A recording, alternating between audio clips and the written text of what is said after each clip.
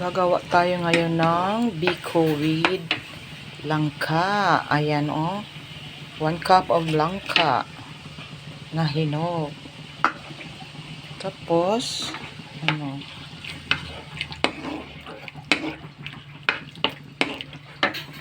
maglalagay tayo ng calamansi juice.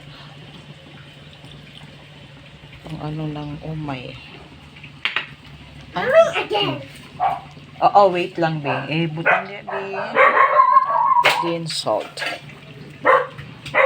Tapos, hindi nalubayan sa pag-stir.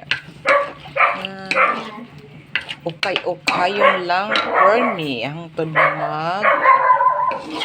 Pwede na.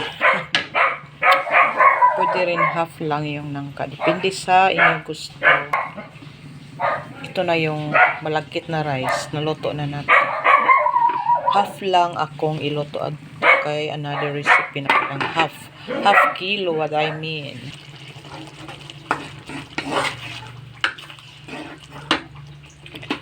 This time maglalagay na tayo ng brown sugar.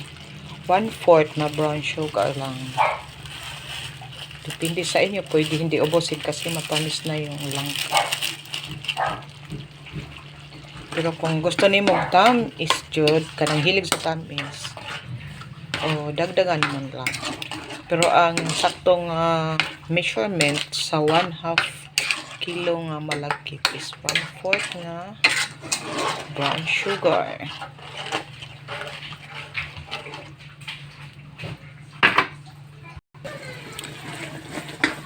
Hapit na siya mag-zero. Dili pinatuundangan pag-ukay, mga langga. Para dili masunog sa ilalim. Ayan. Hapit na makindi ang langka. Ang bango. Di na ta magbutang og vanilla extra kay humot na kaayo ang langka pa lang.